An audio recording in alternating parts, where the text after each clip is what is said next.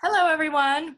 Welcome to my Healing Around the World project. My name is Dr. Alice Fong, and today I have the pleasure of introducing Dr. Michael Knapp, who is a graduate of National University of Natural Medicine.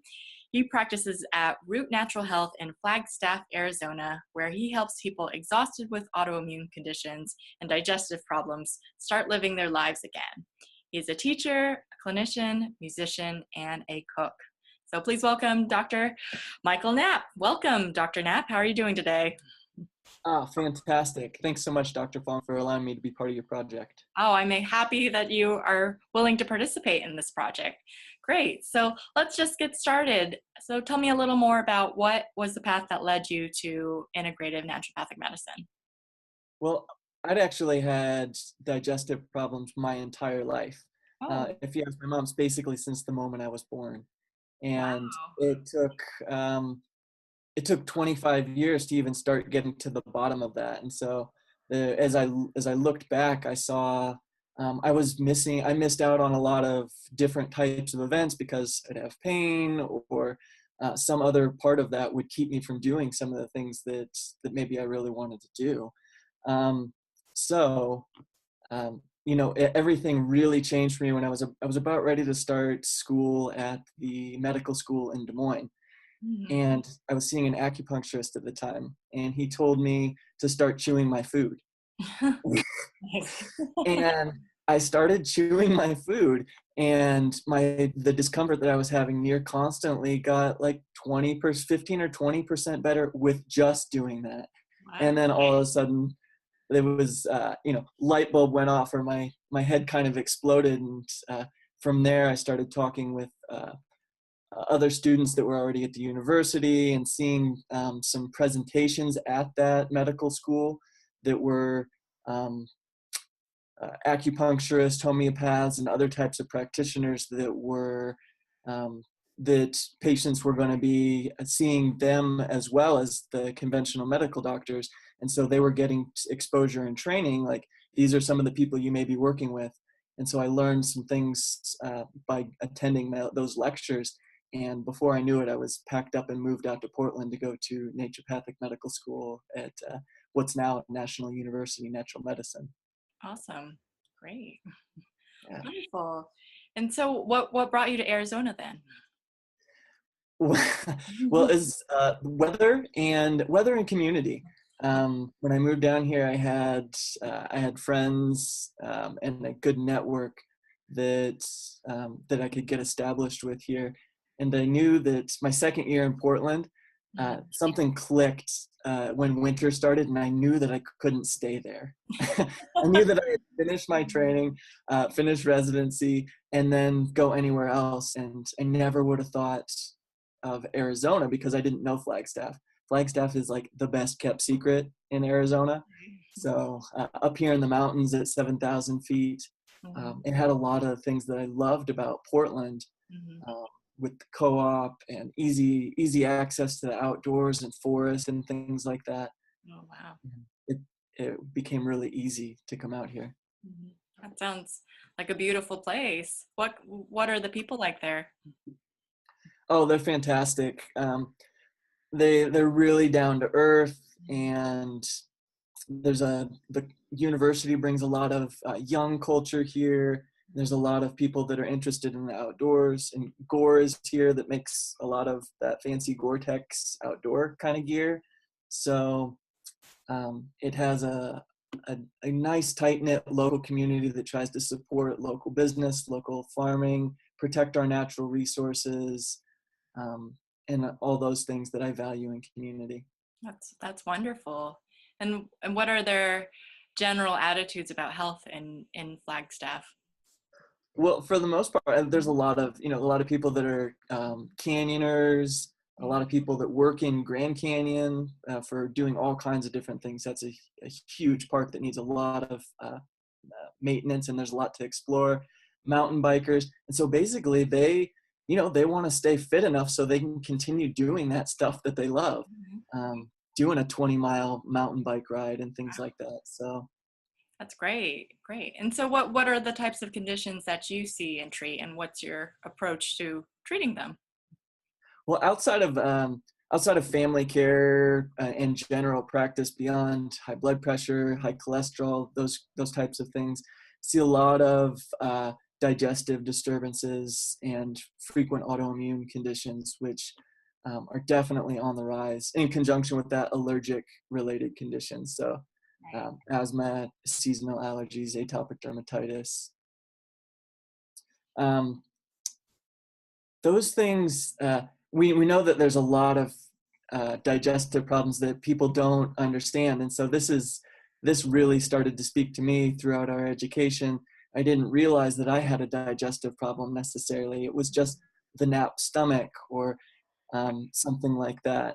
So we don't come with an instruction manual. And so when people come in the office, they may not understand that one of their main concerns, or one of the main things going on, is that they have a digestive disturbance, whether it was antibiotics or some other disrupted microbiota, dietary things, feeding imbalanced bacteria, infections from being outdoor and inadequately cleaned water, things like that. So I'm doing a lot of digestive health, digestive support, and a lot of lifestyle-based therapies to get the core foundation of health there working for people.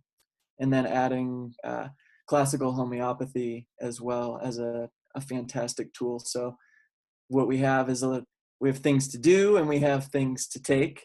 Mhm. And then through that process, we manage some symptoms so that people can get through the day. We look for the underlying causes, and then we stimulate that self-healing mechanism through uh, hydrotherapy, through classical homeopathy, and that seems to be the X factor that is really missing in a lot of modern medicine today. Okay. Wow. Wow. Wonderful. Sounds great for the community. So, as you know, this project is about bringing access to healthcare to people who don't have access to healthcare or limited means to be able to reach and talk to a doctor. And I know in Arizona, there's a huge Native American population that doesn't necessarily have the chance and opportunity to go to a doctor. So, if you could offer them or just anyone with limited means, what kind of advice would you offer them as far as improving their health? Yeah, so at the end of the day, there's one concept that no matter who I'm working with, I want to make sure that they feel this and are inspired by it when they leave the office, and that's what we do makes a difference. Mhm. Um, so the dietary things, the choices that we're making there, this is a 365-day a year kind of plan, and every day we wake up and we recommit to eating vegetables and things like that. All of those things really form the foundation of our health pyramid, and they're incredibly important. No matter where you are in the spectrum of disorders, we need to make sure that that's in place. So how we move our body, how we're dealing with our emotions and the things that we're putting in our body, and then how we're protecting ourselves from some of the things in the environment so they don't come in. All that stuff is incredibly important, and it doesn't take a lot of fancy equipment or anything like that. And so I think sometimes it may get paid lip service, but not put into action Mm, because it's simple. Well, it's simple, but it's foundational. right. So, what is your approach for patients with autoimmune conditions, since that's a big population that you see? Yeah. So that's one area where, again, with the microbiome is a definite area that the conventional community is completely missing the boat on. Mm, Um, the fact that so much of our immune system and our tolerance of our immune system is happening at that level in the body.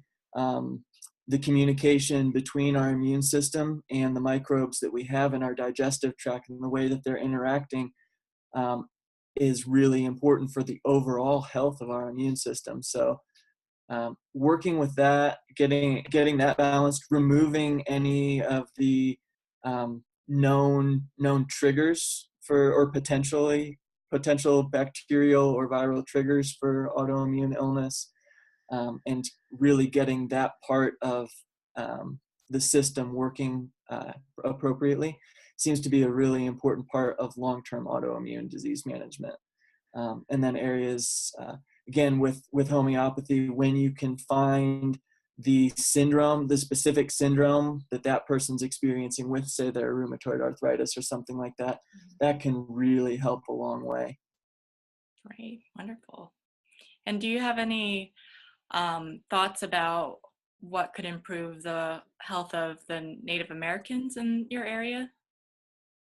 hmm Yeah. So again, back to the diet part, because they certainly have access to some medicines through their Indian health services and things like that, and those can be really important where they need the metformin or something like that. But weight and diabetes is affecting all of us, and definitely affecting the Native American population. And so yes, there's a big lifestyle component with obesity, diabetes, and diet is a big part of that. And so, um, if we can expand our diet even simply through a couple of steps where we're getting more colors, more vegetables, more fiber, all this stuff is evidence based for improving microbiome, improving insulin resistance, and those types of things. Absolutely, I agree.